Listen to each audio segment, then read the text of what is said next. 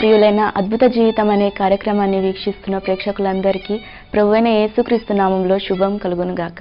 మీరందరూ బాగున్నారా? మీ అందరి క్షేమం నిమిత్తమై మేము ప్రతిరోజు ప్రార్థిస్తున్నాము. ఈ సమయమున దేవుడు తన దాసుని ద్వారా ఒక అద్భుతమైన సందేశాన్ని మీకు ఇవ్వబోతున్నాడు. శ్రద్ధగా ఆలకించి దైవ ఆశీర్వాదాలు పొందండి.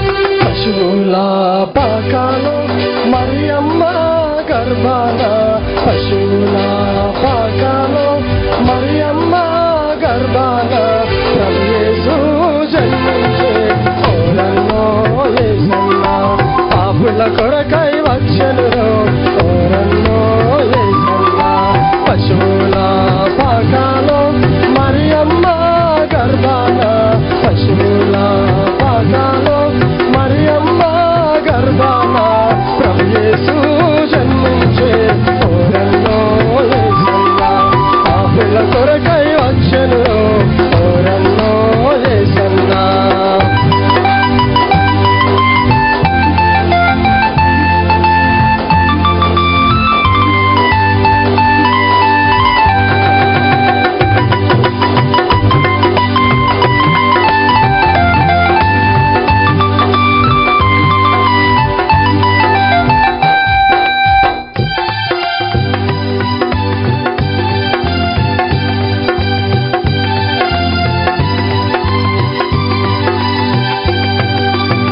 రొట్టెలు 2 చేపలు 5,000 మందికి పంచిపెట్టెను. 5 రొట్టెలు 2 చేపలు 5,000 మందికి పంచిపెట్టెను. పాపుల కొరకై వచ్చెను ఓరన్నో యేసన్న పాపుల కొరకై వచ్చెను ఓరన్నో యేసన్న పశువుల పాకాలో మరియమ్మ గర్భాన పశువుల పాకాలో మరియమ్మ గర్భాన ప్రభు యేసు జన్మించే. ఇప్పుడు దైవజనులు రెవరెండ్ డాక్టర్ శాంతికిరణ్ గారు దైవ సందేశాన్ని అందిస్తారు. దైవజనుల ఆఖరిలో చేసే ప్రార్థనలో ఏకీభవించి అద్భుతములు పొందండి. Praise the Lord. హల్లెలూయా. ప్రభువైన యేసుక్రీస్తు నామములో మీకందరికీ క్రిస్మస్ శుభాకాంక్షలు తెలియజేస్తున్నాను. మనమందరం క్రిస్మస్ నెలలో ఉన్నాము. క్రిస్మస్ వాతావరణము అందరి ఇళ్లలో మరి అందరి సంఘాలలో నెలకొని ఉంది. చాలా సంతోషకరమైనటువంటి పండుగ ఇది మనకు. ఎందుకంటే దేవాది దేవుడైనటువంటి యేసుక్రీస్తు 2000 సంవత్సరాల క్రితం ఈ లోకంలోనికి ఆయన మానవ శరీరధారి దిగి వచ్చాడు. హల్లెలూయా. యేసుక్రీస్తు ప్రభువుకే మహిమ కలుగును గాక. ఆయన పరలోకం కంటే ఉన్నతమైనటువంటి స్థలంలో ఎవ్వరు ఆయనను సమీపింపరాని తేజస్సులో ఆయన మాత్రమే వసిస్తూ అమరత్వం కలిగినటువంటి దేవుడని దేవుని వాక్యంలో తిమోతికి రాసినటువంటి మొదటి పత్రిక 6వ అధ్యాయం 16వ వచనంలో అపోస్తలుడైనటువంటి పౌలు భక్తుడు ఆయన ఈ విషయమై వివరించున్నాడు. దేవుడు ఎవరు ఆయన దగ్గరికి వెళ్ళలేనటువంటి గొప్ప వెలుగులో ఆయన మాత్రమే ఉంటూ అమరత్వం కలిగినాడని దేవుని వాక్యంలో రాయబడింది. ఏ నరుడు కూడా ఆయనను చూడలేదు, చూడనేరడు అని దేవుని వాక్యం సెలవుస్తుంది. దేవుని సృష్టిలో ఒక భాగమైనటువంటి సూర్యుడిని మనము మరి ఒట్టి నేకెడ్ ఐస్ తోటి మనం చూడలేం. ఏమైనా గ్లాసెస్ పెట్టుకొని మనము చూడాలి. అయితే చంద్రమండలం మీదకి మానవులు ర్యాకెట్లో వెళ్ళి వచ్చిన రీతిగా సూర్యమండలం మీదకి మానవులు వెళ్ళి రాలేరు. ఎందుకంటే ర్యాకెట్ వారు మాడి మసే చచ్చిపోతారు. అయితే దేవుని సృష్టిలో ఒక భాగమైనటువంటి సూర్యుడిని మనం చూడలేమే, అక్కడికే మనం వెళ్ళలేమే. అటువంటప్పుడు సృష్టిలో ఒక భాగమైనటువంటి ఆ సూర్యుని సృష్టించినటువంటి నీతి సూర్యుడు కొన్ని కోట్ల మంది సూర్యుల కంటే తేజోమయుడని దేవుని యొక్క వాక్యం సెలవిస్తుంది. ఆయన ఉండేటటువంటి స్థలంలో ఆయన ఒక్కడు మాత్రమే ఉండగలడు. ఆయన తప్ప వేరే ఎవరు ఆయన దగ్గర ఉండలేరు. అంత వెలుగు, అంత అగ్ని అయి ఉన్నాడు. ఆయన మాత్రమే అక్కడ ఉండగలడు. ఆయనను ఎవరు చూడలేదు, చూడ నేరడని దేవుని వాక్యం సెలవిస్తుంది. అటువంటి గొప్ప మహిమ కలిగినటువంటి దేవుడు మన ప్రభువైన యేసుక్రీస్తు. అటువంటి దేవుడు 2000 సంవత్సరాల క్రితము ఈ లోకంలోనికి ఇశ్రాయేల్ దేశంలో ఆయన మానవ శరీరధారి దిగివచ్చాడు. మానవ శరీరధారి దిగివచ్చి మనుషుల మధ్యలో సంచరించాడు. మనుషులకు దేవుని కార్యములు చేసి చూపించాడు. దేవుడు మనుషులను ఏమి కోరుతున్నాడో తెలియజేశాడు. దేవుడు ఎంత ప్రేమ గలవాడో తెలియజేశాడు. దేవుడు మనుషులు ఎటువంటి స్థితిలో ఉండాలని దేవుడు కోరుకుంటున్నాడో తెలియజేశాడు. హల్లెలూయా. ఆయనను గురించిన ప్రవచనాలు దేవుని వాక్యంలో రాయబడ్డాయి. కన్యక గర్భవతి కుమారుని కనును, ఆయనకు ఇమ్మానుయేలను పేరు పెట్టబడును అని యెషయా 7వ అధ్యాయము 14వ వచనంలో దేవుని వాక్యంలో రాయబడింది. ఆ వాక్య ప్రకారము ప్రభు ఈ లోకంలోనికి మానవులకు తోడుగా ఉండ కొరకే దిగివచ్చాడు. మానవులకు ఎల్లప్పుడూ తోడుగా ఉండుట కొరకే ఆయన దిగివచ్చి శిలలో కార్యం చేసి ఈ రోజున ఆత్మస్వరూపిగా కూడా ఆయన మనుషులకు తోడై ఉన్నాడు. హల్లెలూయా.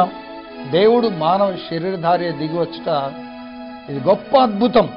దేవుడు ఈ లోకంలోనికి మానవ శరీరధారిగా దిగివచ్చినటువంటి కారణములు అనేక కారణములు ఉన్నాయి. దేవుడు ఏ పని చేసినా కానీ ఒక్కటే కారణం ఎప్పుడు ఉండదు. దేవుడు ఏ పని చేసినా కానీ అనేక కారణాలు దానికి ఉంటాయి. ఈ రోజున మనము యేసుక్రీస్తు ఎందుకు ఈ లోకంలోని మానవ శరీరధారిగా దిగి వచ్చాడో ఆ కారణాల్లో ఒక కారణాన్ని మనం ధ్యానించుకుందాం. మొట్టమొదట ఇశ్రాయేలీలు. దేవుడు ఇశ్రాయేలీలను మోషే నాయకత్వంలో ఐగుప్తు దేశపు బానిసత్వంలో నుండి విడిపించి వారిని ఎర్ర సముద్రం దాటించి అరణ్య ప్రయాణంలో వారిని తోడుకొని వస్తున్నప్పుడు హోరేబు కొండ దగ్గర దేవుడు వారందరినీ ఆపాడు. ఆపిన తర్వాత దేవుడు అక్కడ హోరేబు కొండ మీదకి మోషేను పైకి రమ్మని చెప్పి ఇశ్రాయేలు ముందు నన్ను నేను కనపరుచుకుంటానని దేవుడు మోషేతో మాట్లాడాడు. వారి తమ్మును తాము పరిశుద్ధపరచుకొని ఈ కొండ దగ్గరకు వచ్చి ఈ కొండ దిగువన నిలువమని చెప్పాడు. ఈ సంఘటన మనకు నిర్గమకాండము 19వ అధ్యాయంలో 10వ వచనం నుండి 19వ వచనం వరకు మనకు తెలియజేస్తుంది. దేవుడు ఇశ్రాయేళ్ల కన్నుల ముందు హోరేబు కొండ మీద దిగివచ్చాడు. అయితే దేవుడు దిగివచ్చినటువంటి ఆ సంఘటనను నిర్గమకాండములో ఈ విధంగా మోషే వర్ణించాడు. నిర్గమకాండము 19వ అధ్యాయము 16వ వచనం నుండి చూడండి దయచేసి. 3వ నాడు ఉదయమైనప్పుడు ఆ పర్వతం మీద ఉరుములు, మెరుపులు, సాంద్రమేఘము, బూర యొక్క మహాధ్వనియు కలగగా పాళెంలోని ప్రజలందరూ వణికిరి. 3వ దిన ఉదయమైనప్పుడు పర్వతం మీద ఉరుములు, మెరుపులు, సాంద్రమేఘము, బూర యొక్క మహాధ్వని కలగగా పాళెంలోని ప్రజలందరూ వణికిపోయారు. హల్లెలూయా. దేవుణ్ణి ఎదుర్కోవడానికి మోషే పర్వతం దిగువ నిలబడ్డాడు.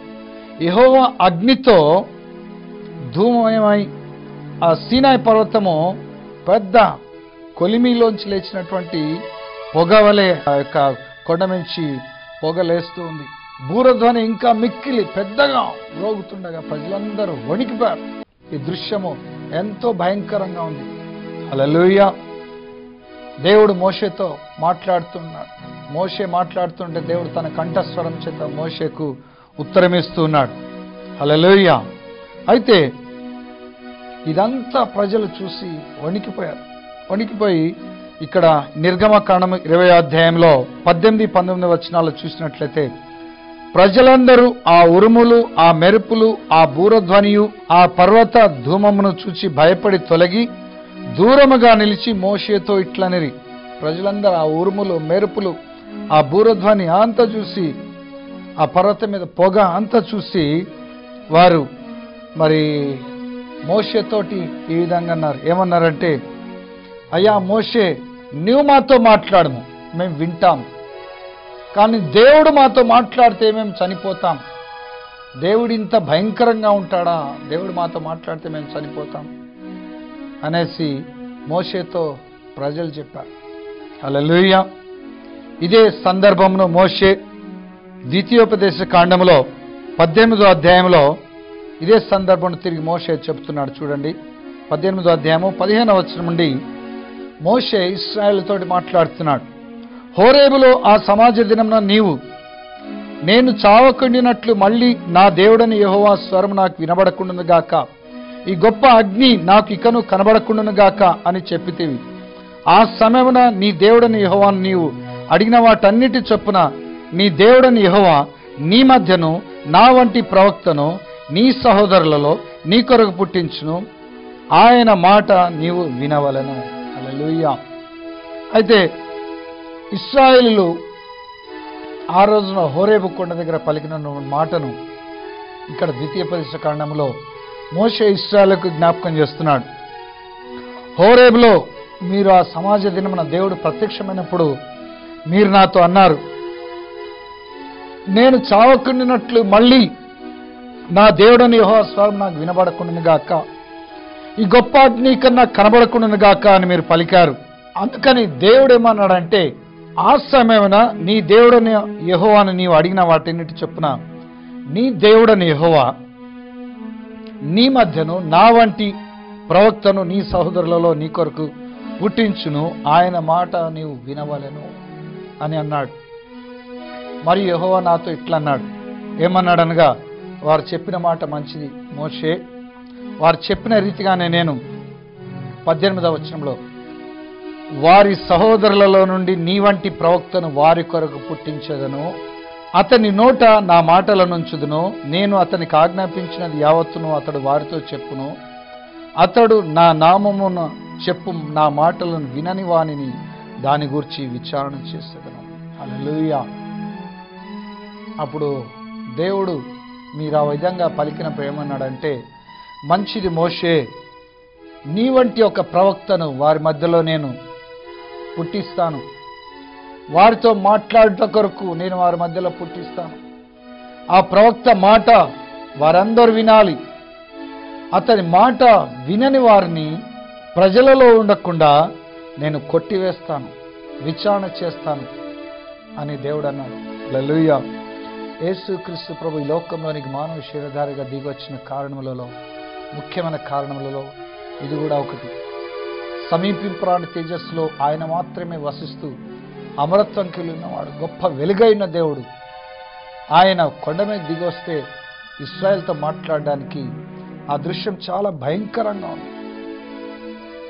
ఇశ్రాయేలు చూసి కంపించిపోయారు. ఆ ఉరుములు, మెరుపులు, దట్టమైనటువంటి మేఘము, పెద్ద ధూమం లేచినప్పుడు, ఆ పర్వతం అంతా వణికి కంపించినప్పుడు ఆ దృశ్యాన్ని చూసి ఇశ్రాయేలు వణికిపోయి, అయ్యో దేవుడు దిగొచ్చి మాట్లాడితే ఈ విధంగా ఉంటుందా, మేము ఆయనను చూడలేము, ఆయన మాట వినలేము, ఆయన చూస్తే ఆయన మాట వింటే మేము చచ్చిపోతాం.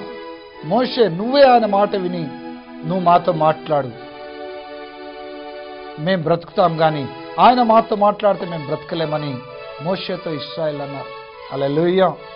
అప్పుడు దేవుడు వారి మొరను ఆలకించి, మంచి మోషే, నీవలే వీరితో ఎల్లప్పుడూ ఉండి వారితో ఎల్లప్పుడూ మాట్లాడేటువంటి ఒక ప్రవక్తను నేను వారి మధ్యలో పుట్టిస్తాను, వారు అప్పుడు ఆయన మాటలు వినాలి, వారు వింటే జీవిస్తారు, ఆయన మాట వినకపోతే వారు ప్రజలలో ఉండకుండా నాశనం అయిపోతారని దేవుడు అప్పుడు మోషే ద్వారా ఇశ్రాయేలుకు ఈ విషయం చెప్పించాడు. దేవుడి లోకంలోని మానవ శరీరధారిగా దిగొచ్చినటువంటి కారణములలో ముఖ్యమైనటువంటి కారణాల్లో ఇది కూడా ఒకటి. ఆయన ఎల్లప్పుడూ మనకు తోడై ఉండి ఆయన లోకంలోని మానవ శరీరధారిగా దిగివచ్చి ఆయన మనుషులకు ఆయన వాక్యం వినిపించాలని, మనుషులకు దేవుని చిత్తము, దేవుని ప్రణాళికను బోధించాలని ఆయన ఈ లోకంలోనికి మానవ శరీరధారిగా దిగి వచ్చాడు. ఇదే విషయాన్ని మరి సమరయ స్త్రీ గ్రహిస్తుంది. యోహాను సువార్త 4వ అధ్యాయము